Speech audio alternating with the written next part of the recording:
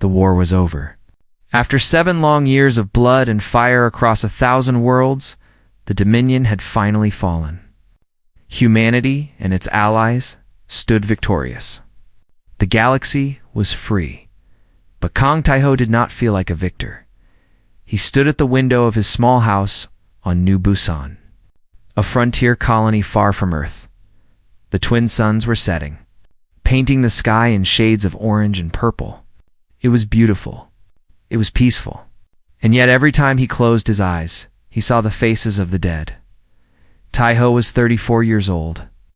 His black hair was cut short in military style, and a long scar ran down the left side of his face. He had been a sergeant in the United Terran Marines. The news channels called him a hero. They said he saved 300 soldiers during the siege of Proxima. They gave him medals and offered him promotions. He refused everything. He wanted only one thing: to be forgotten. 3 months had passed since he arrived on New Busan. He bought a small farm on the edge of the colony. Far from the other settlers, he grew vegetables. He fixed machines. He tried not to think about the war. It was not working. The nightmares came every night. He would wake up screaming, reaching for a weapon that was not there. Sometimes he forgot where he was. Sometimes he forgot the war was over. On this particular evening, a transport ship appeared in the sky. Taiho watched it descend toward the colony's landing pad. He felt nothing. Ships came and went. It was not his concern anymore. But 1 hour later, there was a knock on his door. Taiho opened it to find 2 soldiers in Terran uniforms. Between them stood a figure in chains. She was not human. Her skin was silver, smooth like metal, but soft like flesh. Her eyes were large and violet, and they stared at the ground. She was thin, too thin, and her body was covered in scars. She wore simple gray clothes that marked her as property. She was Valerie. Taiho recognized the species. During the war, the Dominion had conquered the Velour homeworld and enslaved the entire population. The Valerie were known for their gentle nature and their healing abilities. The Dominion had used them as servants and worse. One of the soldiers smiled and handed Taiho a tablet. "Sergeant Kong, this is a gift from United Terran Command. A reward for your service during the siege of Proxima. She is yours now." Taiho did not take the tablet. His hands had become fists at his sides. "What is this?" he asked. His voice was quiet, but there was danger in it. "She's a Valerie servant," the soldier explained, still smiling. "Very rare. Very valuable. The brass wanted to thank you properly. Humanity doesn't keep slaves." The soldier's smile faded slightly. "She's not a slave, sir. She's an indentured servant. It's legal in the frontier zones. The paperwork is all proper." Taiho looked at the Valerie female. She had not moved. She had not looked up. She stood perfectly still, like a doll waiting to be placed on a shelf. He had seen that look before. He had seen it in prisoners freed from Dominion camps. It was the look of someone who had stopped hoping. "What's her name?" Taiho asked. "Her designation is V4471, but you can call her whatever you want. She'll answer to anything." Something cold settled in Taiho's chest. He had fought for 7 years to destroy the Dominion. He had killed and bled and watched his friends die. And for what? So that humans could become the new masters. "Leave her," Taiho said, "and get off my land." The soldiers exchanged confused looks. "Sir, you need to sign the transfer documents," I said. "Leave." There was something in Taiho's eyes that made the soldiers step back. They had heard stories about him. They knew what he had done during the war. Without another word, they set down the tablet, removed the Valori's chains, and retreated to their vehicle. Taiho watched them go. Then he looked at the Valerie female standing on his doorstep. She still had not moved. She still had not looked up. "You can come inside," he said. "Are you hungry?" She did not answer. She simply walked past him into the house, her movements mechanical. She stood in the center of the room waiting for orders. Taiho closed the door. He did not know what to do. He had never owned another living being. The very idea made him sick. "Sit down," he said. "Please." She sat immediately on the floor, her head bowed. Oh no. Not on the floor. On the chair. Like a person. She hesitated. For a moment, something flickered in her violet eyes. Confusion, perhaps, or fear. Then she rose and sat on the chair, her posture rigid and unnatural. Taiho sat across from her.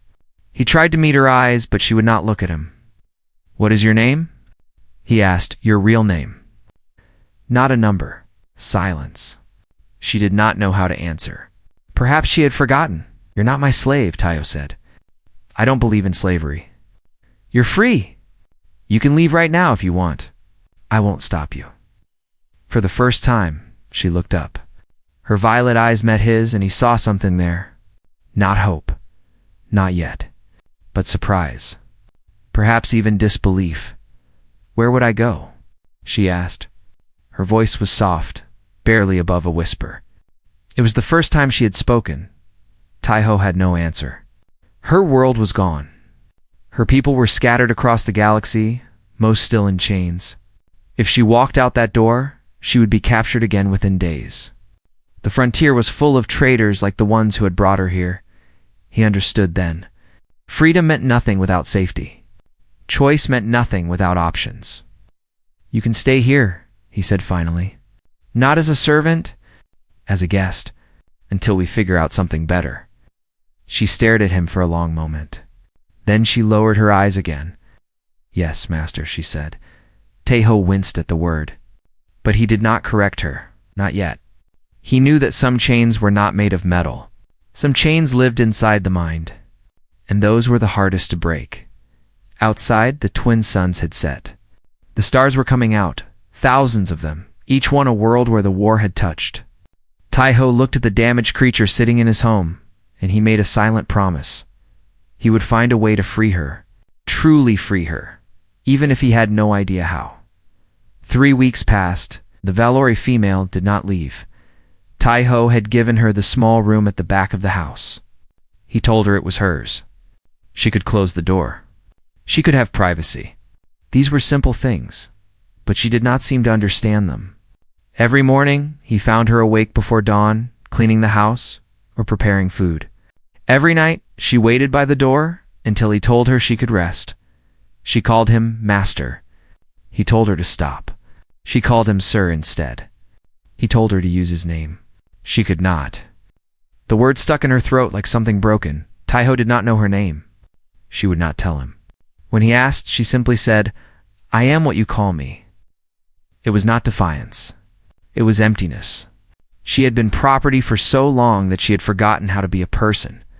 He watched her move through the house like a ghost. She never spoke unless spoken to. She never sat unless told to sit. She never ate until he had finished his meal. Every action was controlled, careful, designed to avoid punishment. There was no punishment. There would never be punishment. But she did not believe that. Not yet. Taiho learned what he could about the Valori. He read old files from the war, studied their culture, their history. The Valori had been a peaceful species. They had no military, no weapons. They believed in harmony and healing. When the Dominion came, they had nothing to fight with. Their entire civilization fell in less than a year. The Valori communicated through more than words. Their silver skin could produce light patterns of bioluminescence that expressed emotion, intention, memory. It was a beautiful language, older than speech itself. But the Valori female in his house never glowed. Her skin remained dull and gray. Whatever light she once had, the Dominion had beaten it out of her. Taiho's nightmares continued. They came almost every night now, worse than before. He dreamed of fire and blood, of friends dying in his arms, of choices he could never take back. He would wake up gasping, sometimes screaming, his body soaked in sweat. He tried to hide it from her. He kept his door closed. He bit his pillow to muffle the sounds. But she knew. Of course she knew. She was a servant. Servants learned to notice everything. One night, the nightmare was worse than usual. He was back on Proxima, in the tunnels beneath the burning city. His squad was trapped. The Dominion forces were closing in. He had to choose who would live and who would die. He had to send men to their death so that others could escape. He made the choice. He always made the choice. And the faces of the dead followed him forever. He woke up screaming, thrashing against invisible enemies. His hands found something soft, and he grabbed it, ready to fight. Then he saw her. The Valori female was kneeling beside his bed. She had not run away. She had not hidden. She was simply there, her hands raised in a gesture of peace, her violet eyes calm. And her skin was glowing. Soft patterns of light moved across her silver body. Blues and greens and gentle whites flowing like water, pulsing like a heartbeat. The light touched him, and he felt something he had not felt in years. Peace. His racing heart slowed. His clenched muscles relaxed. The faces of the dead faded back into the darkness where they belonged. He was not on Proxima. He was in his house. He was safe. The light faded. Her skin went gray again. She pulled back, her eyes suddenly filled with fear. "I am sorry," she whispered. "I should not have touched you. I will accept any punishment." Taiho sat up slowly. His hands were shaking, but not from the nightmare. Something had happened. Something important. "What was that?" he asked. "The light." "What did you do?" She would not answer. She lowered her head, waiting for anger, waiting for pain. Lise Taiho said, "I'm not going to hurt you. I just want to understand." A long silence. Then, finally, she spoke.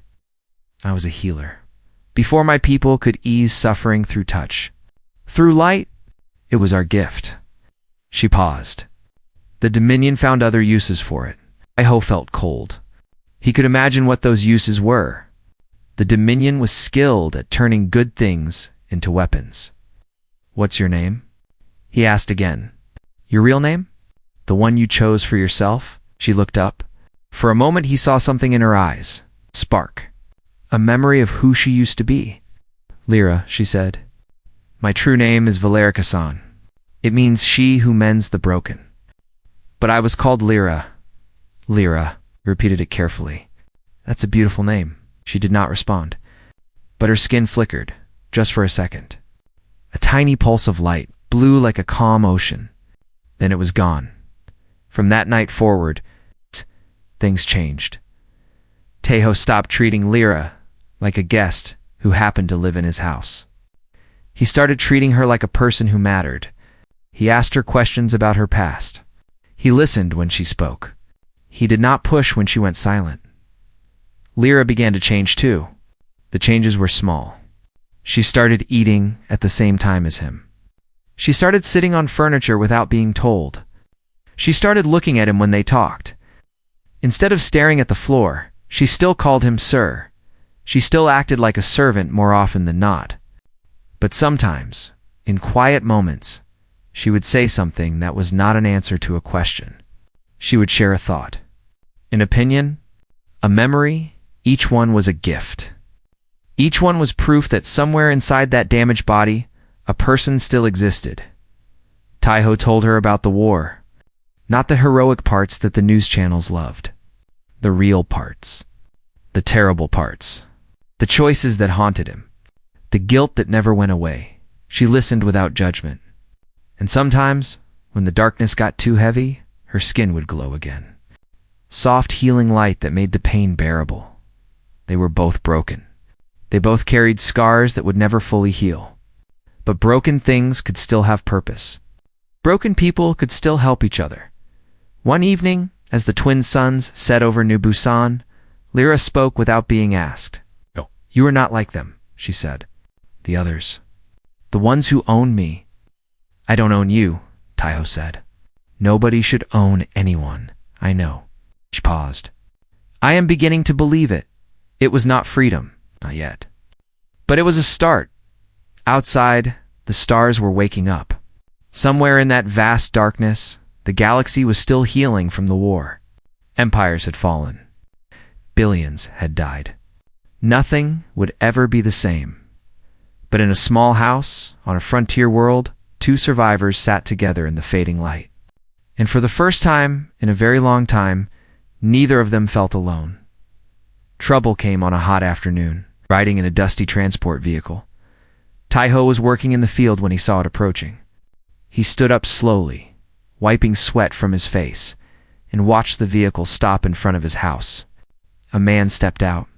He was human, middle-aged, with expensive clothes and a smile that did not reach his eyes.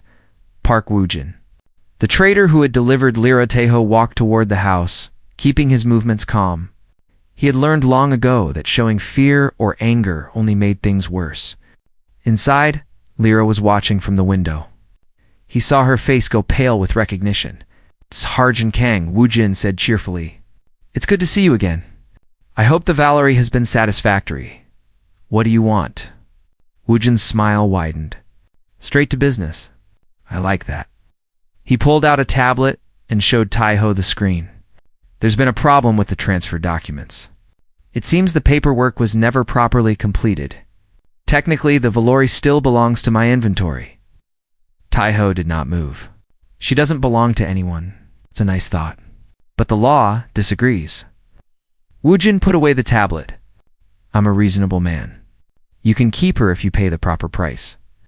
Let's say 50,000 credits. That's fair for such a rare specimen." 50,000 credits. It was more money than Taiho had. It was more money than most frontier settlers would see in 10 years. Woojin knew this. He was not here to make a deal. He was here to take Lira back, and if I refuse, Taiho asked, then I'll have to involve the authorities. The frontier courts are very understanding about property disputes, especially when the property is alien. Woojin glanced at the window where Lira was standing. "She's valuable. Very valuable. I have buyers who would pay triple what I'm asking you." The cold feeling was back in Taiho's chest. The same feeling he had in the war, before battle. "The calm before violence. Get off my land," he said quietly. Woojin's smile finally faded. "You're making a mistake, Sergeant. I have friends in the Frontier Authority. I have connections. You're just one man on a farm, in the middle of nowhere. Think carefully about who you're fighting. I've fought worse than you." For a long moment, the two men stared at each other. Then Woojin laughed, a cold and hollow sound. 3 days, he said. "I'll give you 3 days to find the money. After that, I'm coming back. And I won't be alone." He climbed back into his vehicle and drove away, leaving a cloud of dust behind him. Taiho watched until the vehicle disappeared over the horizon. Then he went inside. Lira was standing in the corner of the room. Her body was trembling. Her skin had gone completely gray, without even a flicker of light. "He's going to take me back," she said. Her voice was flat, empty. "I knew this would happen. Freedom was always a lie." Taiho crossed the room and stood in front of her. "Look at me." She did not move. "Lira, look at me." Slowly, she raised her eyes. He saw terror there. And something worse? Acceptance. "Nobody is taking you anywhere," Taiho said. "I won't let them. You cannot stop them. They have power. They have the law. You are just one person. Then I'll find help. I'll find a way." He put his hands on her shoulders gently. "I made you a promise. I'm not breaking it." She stared at him. And for just a moment, her skin flickered with faint blue light. Hope, fighting against despair. The next day, a ship arrived at the colony carrying Valori refugees. Taiho went to the landing pad, looking for anyone who might help. Most of the refugees were too frightened to speak with humans, but one approached him. An elderly Valori female with deep wrinkles and kind eyes. Her name was Mira. "You are the human who has Valerica-san," she said. It was not a question. Taiho nodded. "You know her?" "All Valori know her, or knew her." Mira's expression was sad. She was a soul keeper, one of only 12 in our entire civilization. They were sacred among our people. Their gift was the rarest and most powerful form of healing. What happened to her? Mira was silent for a long moment. When she spoke again, her voice was heavy with grief. The Dominion learned about soul keepers. They learned that the same power that heals minds can also break them. They captured all 12 and forced them to become weapons. Lira was used to condition prisoners, to destroy their will, to make them obedient. Taiho felt sick. He thought about Lyra's empty eyes when she first arrived, her mechanical movements, her inability to accept freedom. Now he understood. She had been a healer. The Dominion had turned her into a torturer. Does she know that you know? Mira asked. No. She will expect you to hate her when you learn the truth. She hates herself. She believes she is a monster. That evening, Taiho returned home. Lyra was waiting, as always. She could tell something had changed. She could read it in his face. You spoke with other Valori, she said. You know what I am? What I did. I know what was done to you. It's not the same thing. Her skin flickered with dark colors. Shame, guilt, self-hatred. She whispered. I reached into their minds and tore them apart. I made them into slaves. I did it hundreds of times, thousands. I cannot remember all their faces, but I remember their screams. Did you choose to do it? No, but I still did it. If they had killed you, would they have found another healer to do it instead? She did not answer. But he saw the truth in her eyes, yes. They would have found another. Her death would have changed nothing except that she would be dead. Taiho sat down across from her. He thought about the war. He thought about the choices he had made, the men he had sent to die, the enemies he had killed who were just following orders, the villages he had destroyed because they might have been hiding weapons. The war made monsters of us all, he said. I've done things that I'll never forgive myself for.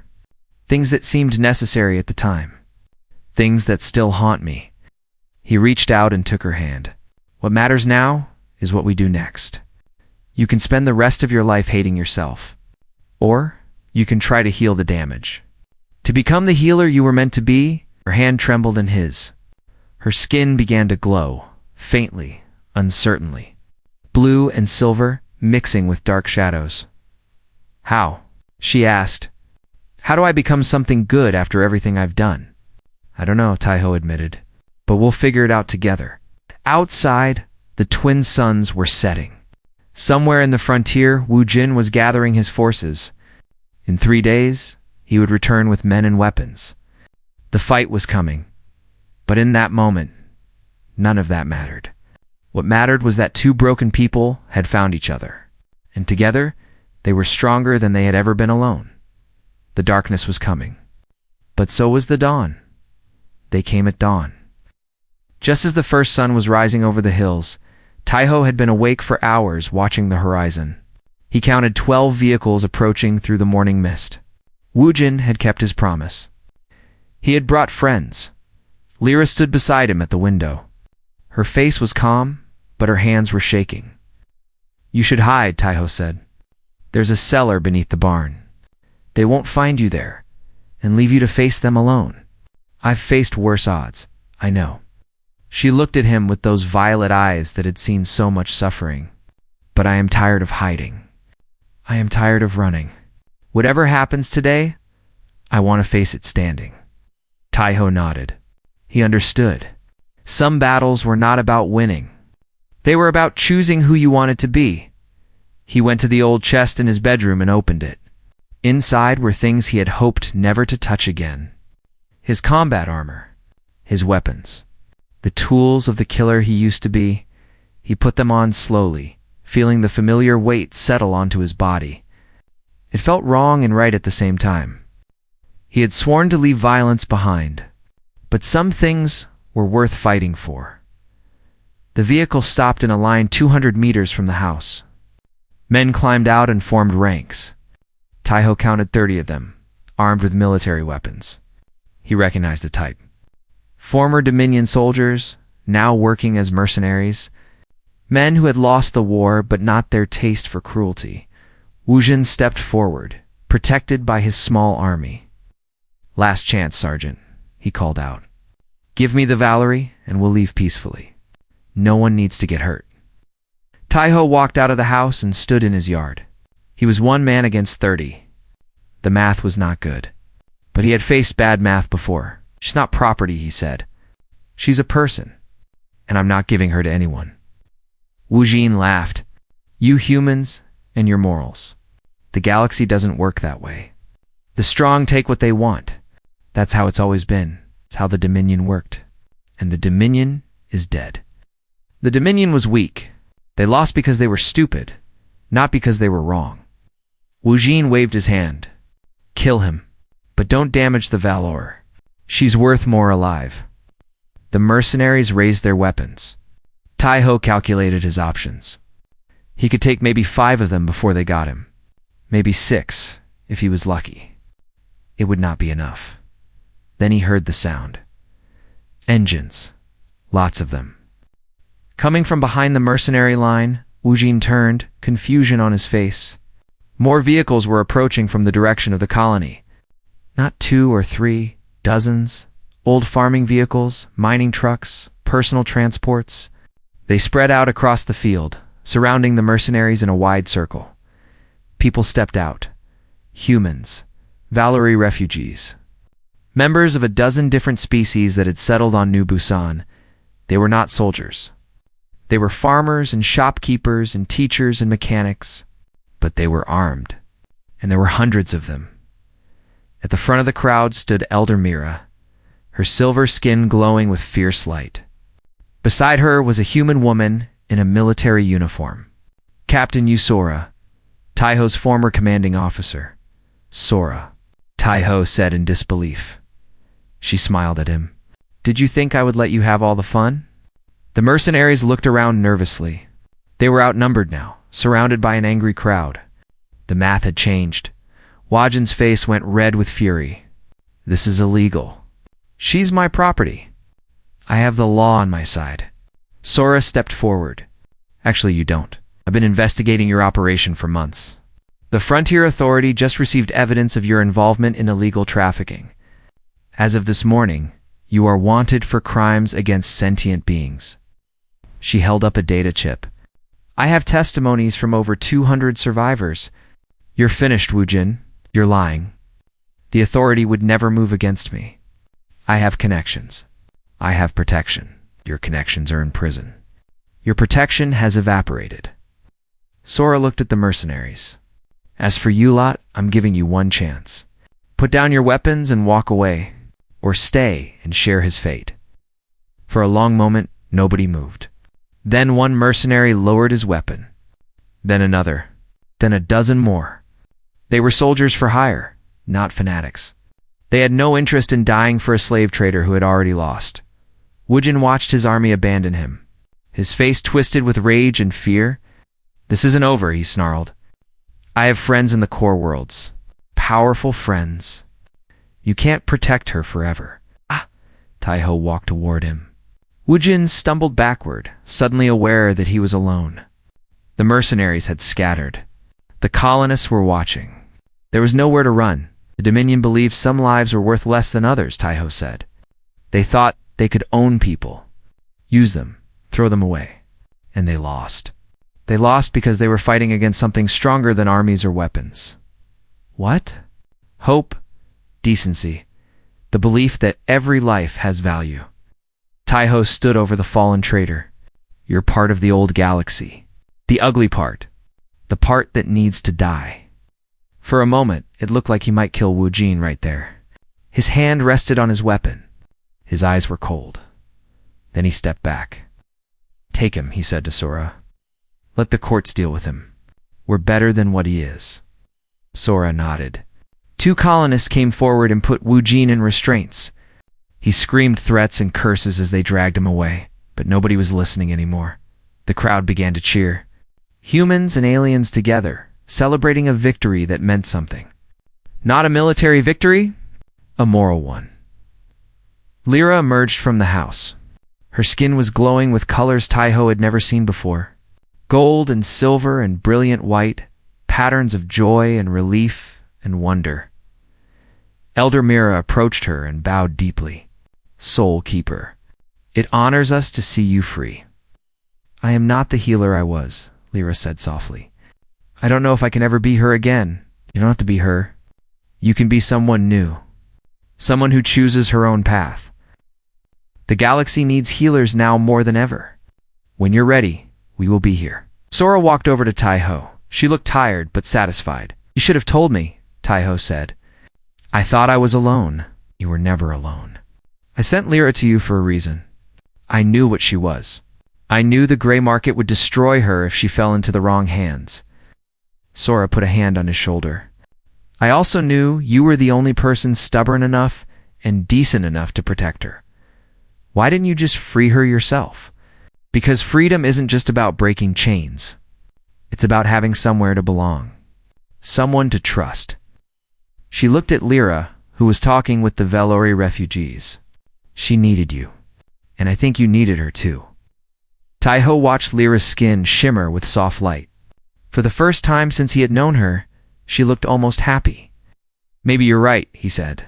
The twin suns rose higher, burning away the morning mist. The mercenaries were gone. Wujin was in custody. And something had changed on New Busan. The colonists had stood together against cruelty. They had chosen to be better than the galaxy expected. It was a small victory. One world. One moment. One life saved. But small victories had a way of growing. They spread from person to person, world to world, until they became movements, until they became history. The war was over. But the real work of rebuilding had just begun. 1 year passed. New Busan had changed. The gray market was gone, driven out by the same colonists who had stood against Wujin. New laws protected refugees. New systems ensured that no one could be bought or sold on this world. It was not perfect. Nothing was perfect. But it was better than before. Lyra had changed too. She stood in the doorway of her clinic watching the morning sun rise over the settlement. The building was small, just 3 rooms in the center of the colony. But it was hers. She had built it with her own hands, with help from Taiho and the other colonists. A sign hung above the door. Simple letters in the common language. Healing house, all species welcome. Inside, patients waited.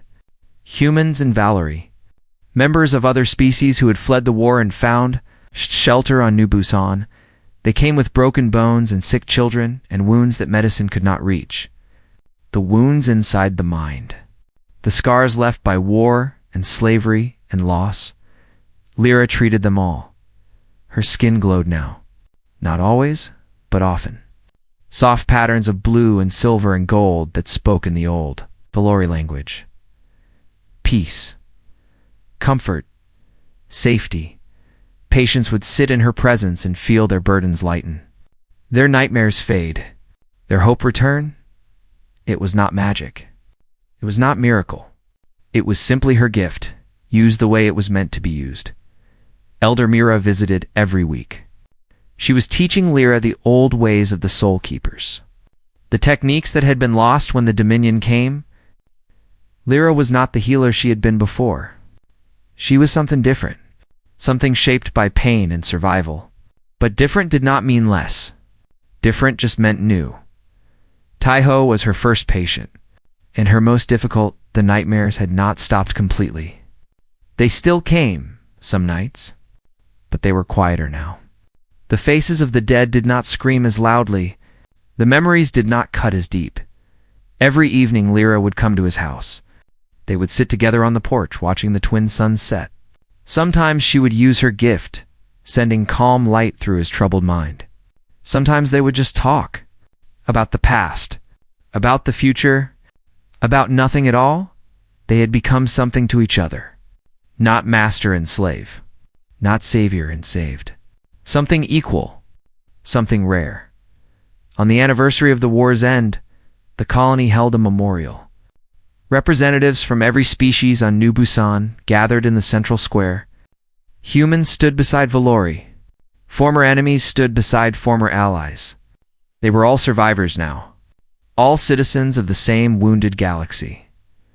Taiho was asked to speak. He stood on the simple stage, looking out at the faces before him. He saw humans who had lost families, aliens who had lost homeworlds, children who had been born in the middle of chaos and had never known peace. He saw Lyra in the front row. Her skin was shimmering with gentle light. Her eyes were fixed on his. He spoke. 1 year ago, the war ended. The Dominion fell. We declared victory and went home to rebuild our lives. But victory is not just about winning battles. It is not about counting enemies killed or territory gained. It is about who we become. He paused, gathering his thoughts. During the war, I did things that I am not proud of. I made choices that haunt me to this day. I told myself they were necessary. I told myself there was no other way. Maybe that was true. Maybe it wasn't. But necessity does not erase consequence. The scars remain. A murmur ran through the crowd. Many of them knew exactly what he meant. They carried their own scars. When the war ended, I wanted to disappear. I wanted to forget. I came to this colony hoping to be alone with my ghosts. But the galaxy had other plans. He looked at Lyra. I was given a gift. Not a reward. Not property. Person. Someone who had suffered more than I could imagine. Someone who had been broken and used and thrown away. The galaxy expected me to continue the cycle. To become another master. Another oppressor. He shook his head. I refused. Not because I am special. Not because I am brave, but because I remembered why we fought the war in the first place. We did not fight to become the new Dominion. We did not fight to replace one form of slavery with another. We fought because we believed that every life has value. Every species, every individual, every soul. He spread his hands, encompassing the crowd, the colony, the world. Humanity's greatest weapon was never our ships or our soldiers. It was this belief. The stubborn, irrational, unbreakable belief that freedom belongs to everyone, that mercy is stronger than cruelty, that building is more important than destroying. He stepped forward, his voice rising. The war is over, but our work is not finished. Every day, we face choices, small choices that add up to who we are. Do we help or hurt? Do we build or break? Do we open our hands or close our fists?